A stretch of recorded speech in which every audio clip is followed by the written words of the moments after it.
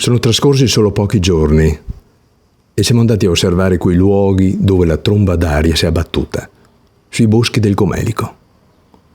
Le immagini testimoniano gli alberi sradicati dalla violenza del vento, accompagnato dalla grandine, che il 18 luglio, intorno alle 17, ha colpito dall'Agordino il Comelico, passando per il Cadore. La nostra memoria ci riporta alle devastazioni, anche se fortunatamente molto inferiori, a quelle della tempesta Vaia dell'autunno 2018, che aveva provocato la caduta di migliaia di alberi.